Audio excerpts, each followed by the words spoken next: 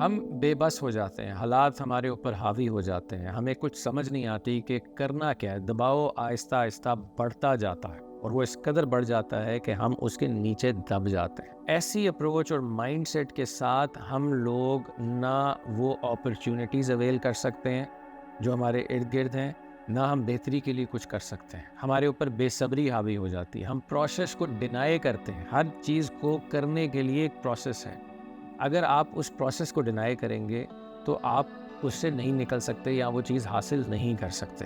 ہمارے اوپر جب یہ کمزوریاں حاوی ہوتی ہیں تو ہم امپیشنٹ ہو جاتے ہیں، ہمیں چاہیے ہوتا ہے کہ جلدی جلدی انسٹنٹ رزلٹ ملے۔ We are desiring the achievement but denying the process کو ڈینائی کریں گے تو ہم کچھ نہیں کر سکتے۔ جو بھی چیلنج ہے، جو ذمہ داری ہم نے اٹھانی ہے، اس کو فیس کرنے کے لیے یہ اپروچ ٹھیک نہیں ہے۔ اس کا حل کیا ہے؟ اس کا حل ہے ایٹیٹیوڈ آف گریٹیٹیوڈ۔ شکر گزاری ایک بہت براڈر ایسپیکٹ ہے جس کو ہم صرف ایک ہی زاویے سے دیکھ پاتے ہیں۔ یہاں پر شکر گزاری کیسے کام آئے گی کہ ہمارے فوکس کو رائٹ ڈائریکشن میں لے کے جائے گی۔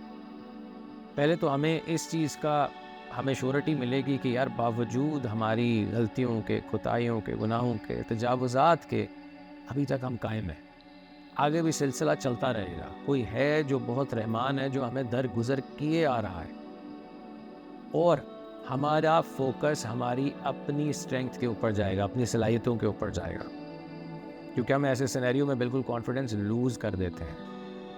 ہمارے اندر بالکل بھی یہ اعتماد نہیں رہتا کہ ہم اس سچویشن کو ہینڈل کر سکتے ہیں، اس مسئلے سے باہر آ سکتے ہیں۔ ہم سب کچھ ایک ساتھ کرنا چاہ رہے ہوتے ہیں، اور یہ ریسیپی ہے فیلئر کی۔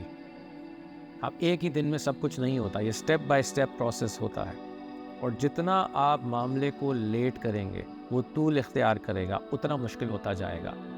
جس وقت بھی ہمیں سمجھ آ جائے، ہم نے وہاں پر سٹینڈ لینا ہے، اپنی اپروچ کو درست کرنا ہے اور اسٹیپ بائی اسٹیپ کام کرنا شروع کرنا ہے۔ یہ یاد رہے کہ جو شخص مواقعوں کو ضائع کرتا ہے، if that person denies the opportunities، جو ہمیں رہنمائی مل رہی ہوتی ہے اس سے ہم فائدہ نہیں اٹھاتے، ایسے شخص کو رہنمائی ملنا بھی بند ہو جاتی ہے اور مواقع ملنا بھی بند ہو جائیں گے۔